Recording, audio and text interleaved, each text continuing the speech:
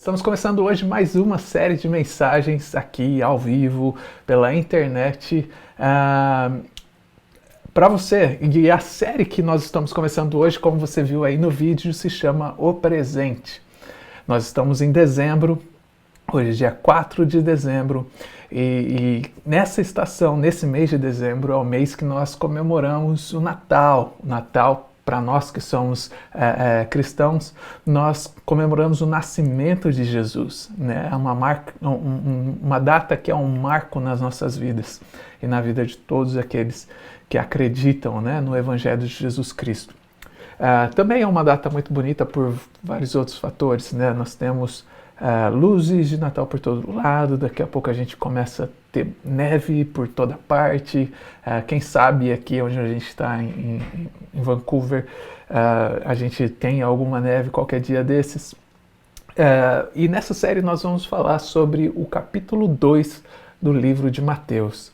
Para você que não conhece o capítulo 2 do livro de Mateus, é um capítulo onde é falado sobre o nascimento de Jesus, conta a história do nascimento de Jesus. E um pouquinho do contexto desse capítulo é que naquela época, o rei daquela época era o rei Herodes, e naquele momento onde Jesus iria nascer, Deus colocou no céu uma estrela muito brilhante e 3 reis magos, nós não sabemos se eram 3, mas os reis magos viram essa luz, essa estrela, e eles viajaram por muitos quilômetros até chegarem ao local onde Jesus havia nascido e adoraram um novo rei dos judeus. O que aconteceu? O que aconteceu é que o rei Herodes, quando ouviu que havia nascido um novo rei para os judeus, ele ficou muito furioso porque ele era o rei. Então ele acabou mandando matar todas as crianças, meninos que tivessem nascidos entre aqueles 2 anos em que os reis magos viram aquelas estrelas. Se você já viu um presépio, se você sabe que um presépio você vê ali a figura da mãe, né, Maria, a mãe de Jesus, você vê Jesus deitado na manjedoura, você vê José, você vê ali as ovelhinhas, você vê os pastores e você vê a figura ali dos 3 reis magos. Dizem que são 3 porque foram oferecido 3 presentes, mas a verdade é que pode ter sido 5, 6, 7, 10, nós não sabemos. A história não diz, mas nós dizemos que são 3 simplesmente porque foram 3 gifts que Jesus recebeu. Gostaria que você abrisse aí a sua Bíblia agora no livro de Mateus, no capítulo 2. Nós vamos fazer a leitura do verso 10 e do verso 11, que diz assim: Quando tornaram a ver a estrela, encheram-se de júbilo. Ao entrarem na casa, viram um menino com Maria, sua mãe, e prostrando-se, o adoraram. Abriram os seus tesouros e lhes deram presentes: ouro, incenso e mirra. Esses são os 3 presentes que Jesus recebeu, e nós vamos falar sobre esses 3 presentes nessa série de mensagem. Mas o mais engraçado desses presentes é que há 5 meses atrás nós tivemos o privilégio, minha esposa e eu tivemos o privilégio de ter um recém-nascido, que é a Laura. Se você não conhece a Laura, eu vou colocar ela aqui para você ver na tela. Essa é a Laura. Ela fez, agora no dia 30 de novembro, ela completou 5 meses. E diferente do que Jesus recebeu, nenhum amigo meu me deu ouro, nenhum amigo me deu incenso, nenhum amigo me deu mirra. Pelo contrário, nós ganhamos pijamas, nós ganhamos ursinho, nós ganhamos mamadeiras, nós ganhamos uma coruja eletrônica que faz barulho à noite para Laura dormir. Os 3 reis magos levaram ouro, incenso e mirra.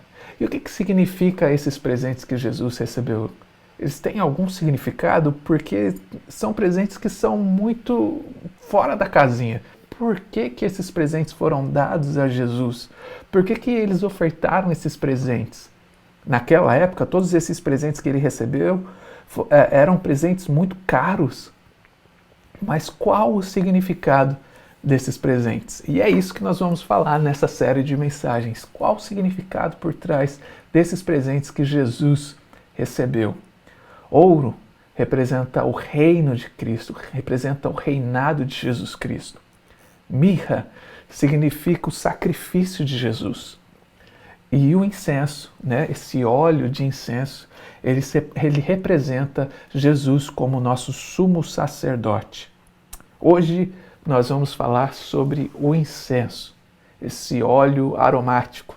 Eu não sei quantos de vocês aqui essa noite conhecem alguma coisa sobre óleos aromáticos, mas há algum tempo atrás, eu, Gustavo, Caio, nós fomos ao shopping e lá nós encontramos uma loja. E nessa loja tinham vários incensos, tinham vários óleos, e esses óleos eram terapêuticos. Então tinha um óleo de menta que tirava a dor de cabeça, tinha um óleo que era sedativo, tinha óleos que eram para perfumar a sua casa, tinha óleos de várias categorias e espécies. Mas o que representa naquela época receber um óleo como um presente? Era um presente muito prático, porque com o óleo você poderia tratar várias doenças, várias feridas. Então eu posso ver que no lado material Jesus pode ter recebido aquele óleo quando criança para ajudar ali a tratar alguma doença que ele pudesse ter, algum machucado que ele pudesse ter no corpo durante a sua infância. Mas no sentido espiritual, esse óleo representa um óleo.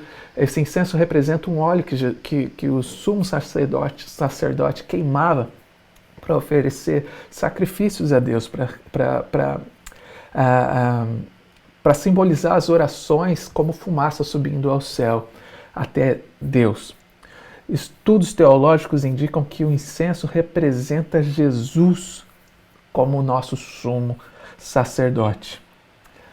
E a menos que você seja católico, você deve estar aí pensando, puxa vida, mas Jesus como sumo sacerdote, como pode ser isso? Você pode até estar se sentindo um pouco confuso quanto a essa afirmação que eu estou fazendo para você aqui essa noite. Porque na Igreja Católica os padres são aqueles que representam o povo perante Deus. Então é a função do padre representar o povo diante de Deus. E para o padre também é dado essa habilidade de fazer sacrifícios e ofertas e perdoar pecados, segundo a Igreja Católica. O padre reza as suas orações em nome do povo diante de Deus. Então ele é um representante do povo perante Deus. Nós, cristãos, nós entendemos que Jesus é o nosso sumo sacerdote. Nós temos o livre acesso a Deus. Para entender um pouco melhor isso, eu gostaria de falar sobre Adão e Eva. Foi lá que começou essa briga entre duas forças. No momento em que Adão e Eva pecam, começam duas forças a entrarem em atrito no mundo espiritual. Uma delas é a santidade de Deus e a outra é a pecaminosidade do homem. Essas duas forças começaram a brigar porque Deus não aceita o pecado. E o homem, enquanto pecador, não consegue receber a santidade de Deus. Então eles acabam brigando entre si. E o porquê que eu estou falando isso sobre a santidade de Deus? Eu estou falando sobre a santidade de Deus porque enquanto nós não entendemos a santidade de Deus, nós sempre vamos viver iludidos com o pecado. Então, quando você e eu, nós não entendemos o que é realmente ser santo, o que é a santidade de Deus e o que ela representa, nós sempre vamos estar ali deslumbrados com o pecado e com os prazeres que o pecado oferece. O que significa ser santo? Santo significa ser separado, significa ser perfeito, ser impecável, imaculado, significa ser puro.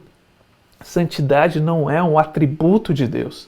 Nós precisamos entender que a santidade é uma perfeição em todas as coisas que Ele faz. Então, o poder de Deus é santo, a justiça de Deus é santa, a misericórdia de Deus é santa. E é por essa santidade que faz de Deus uma pessoa digna de receber o nosso louvor, de receber a nossa honra e toda a glória que a gente pode dar. Porque Ele é santo, porque Ele é perfeito E porque nós não somos santos e muito menos perfeitos, nós somos passivos da punição do pecado. Qual que é a punição do pecado que a Bíblia diz?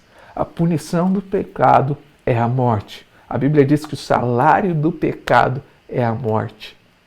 Deus odeia o pecado e por isso Deus precisa cobrar essa justiça de nós. Tudo que o pecado é, tudo que o pecado representa, é exatamente aquilo que Deus é oposto.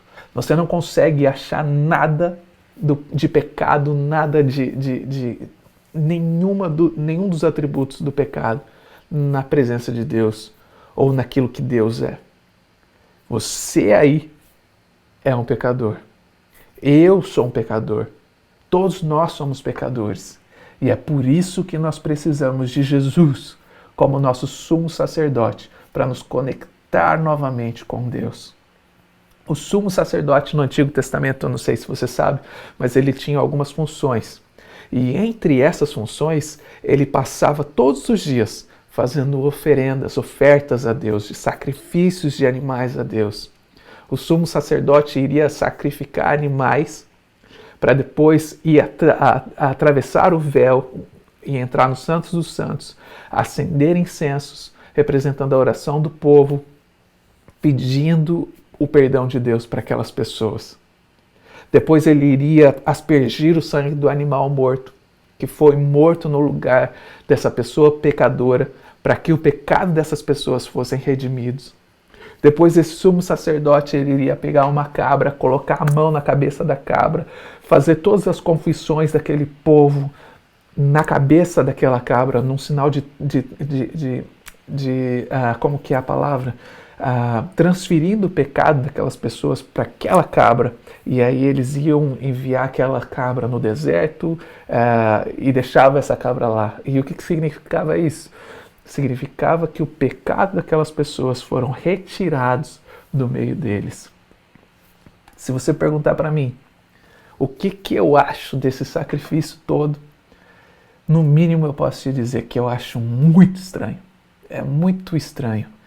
É nojento, é injusto, porque você tem que matar um animal inocente para purificar o pecado de várias pessoas. Agora imagina isso acontecendo todos os dias. Eu não sei quantas pessoas moravam naquelas comunidades, mas imagina ele fazendo aquilo por cada uma das pessoas, cada uma das famílias. É muito sangue, é muito nojento. Sei, eu acabei de falar que o sacrifício que os sacerdotes faziam no passado era nojento. Mas Deus é justo. E Deus precisa punir o pecado. E qual era a forma como Deus punia o pecado? Era dessa forma. Mas Deus não é apenas justo, Deus é misericordioso. O sacrifício, ele cumpre a justiça de Deus, mas ao mesmo tempo ele estende a misericórdia ao povo. E qual que é a boa notícia nisso tudo que nós estamos falando hoje? Qual que é a boa notícia que nós podemos tirar desse texto e trazer para as nossas vidas hoje? A boa notícia é que nós não estamos mais debaixo desse Velho Testamento, onde essas práticas de perdão de pecado, de remissão de pecado eram feitas. Nós estamos debaixo da lei do Novo Testamento. E o que isso significa de maneira prática na minha e na sua vida? Isso significa que nós estamos debaixo do nosso sumo sacerdote, Jesus Cristo. E nós podemos entender um pouquinho mais sobre isso no livro de Hebreus, capítulo 10, do verso 10 ao 12. Se você puder aí abrir a sua Bíblia nesse exato momento, eu gostaria de fazer essa leitura junto com você. Livro de Hebreus, capítulo 10, do verso 10 até o 12. Conseguiu abrir aí? Diz assim: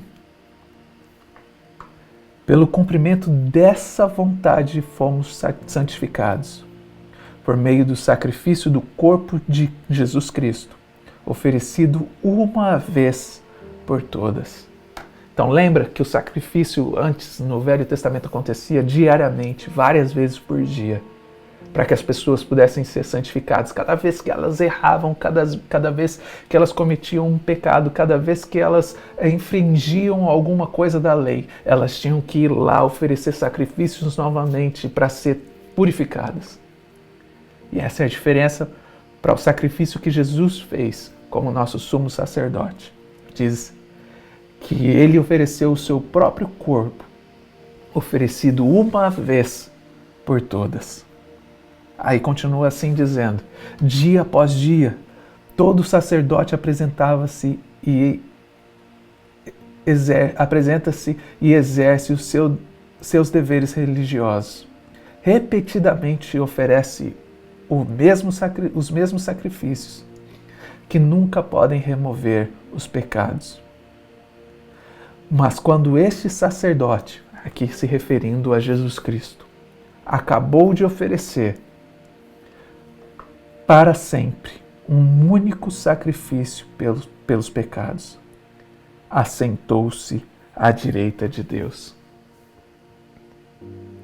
Sacerdotes ofereciam sacrifício diariamente, mas Jesus ofereceu um único sacrifício, e esse sacrifício durou para os seus pecados que aconteceram ontem, ele dura para os seus pecados que você cometeu hoje e para os pecados que você ainda vai cometer. O sacrifício de Jesus Cristo é um sacrifício eterno. Ele cobre todos os pecados desde o início da humanidade até o fim dos tempos. O sacrifício de Jesus é eterno. E como que eu posso representar isso para você hoje?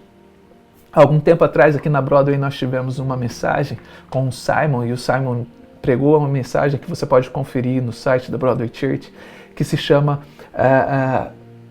o número 10. O que isso significa? Que para entrar no céu, todos nós precisamos ser 10, precisamos ter uma nota 10. O Paulo Santana, nosso líder de louvor, pode ser 9.5, a nota dele, quando chegar no céu. A nota da Lica, minha esposa, é 9.99. A minha nota pode ser que seja 5.4. A sua nota pode ser 2, a sua nota pode ser 3, sua nota pode ser 9.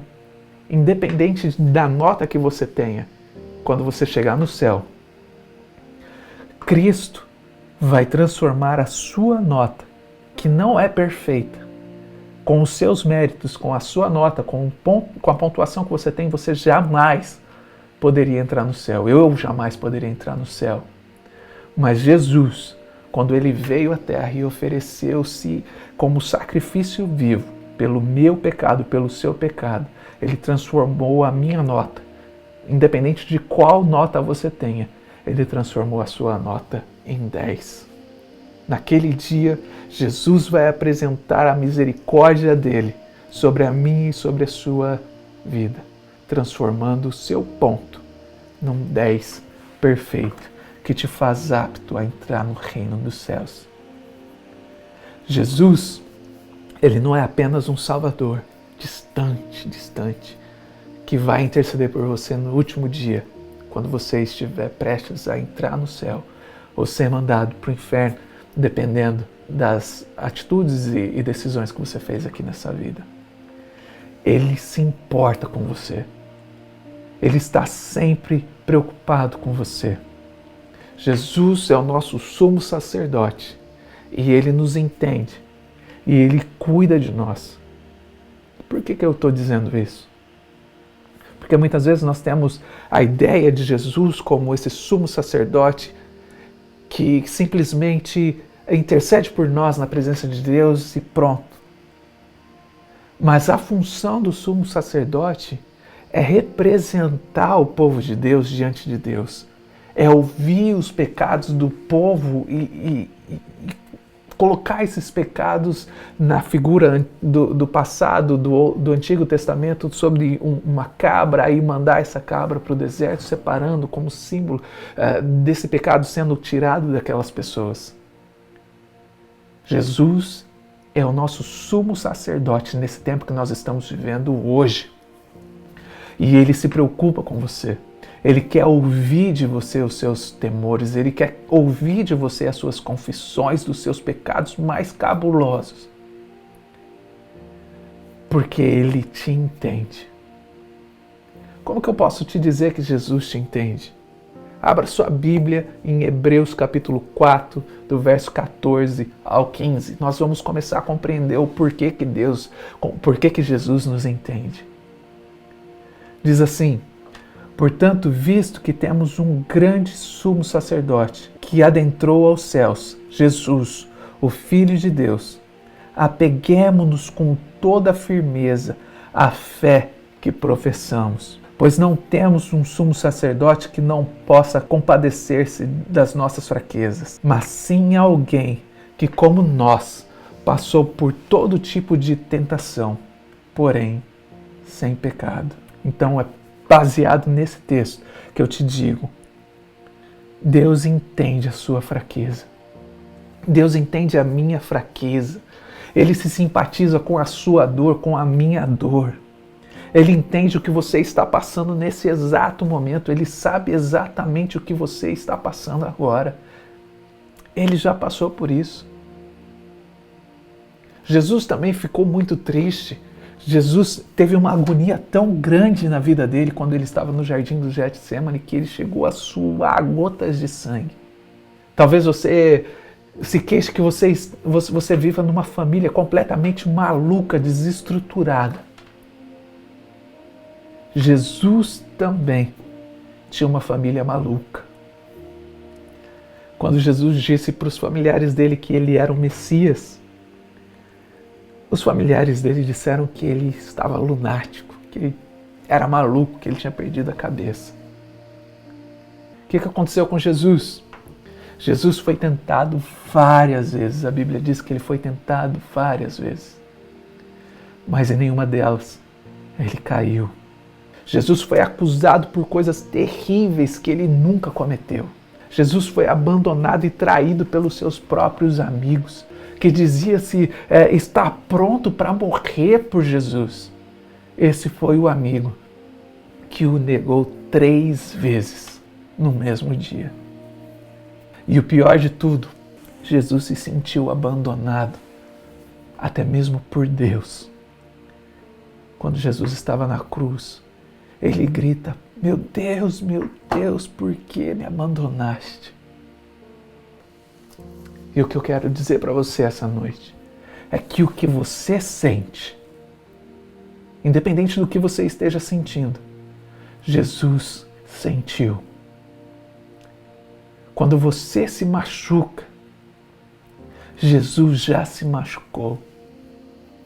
Ele é o nosso sumo sacerdote. E Ele entende. Gostaria que você colocasse a mão no seu coração nesse momento, aí onde você está. E você dissesse: Jesus é o meu sumo sacerdote. E Ele me entende.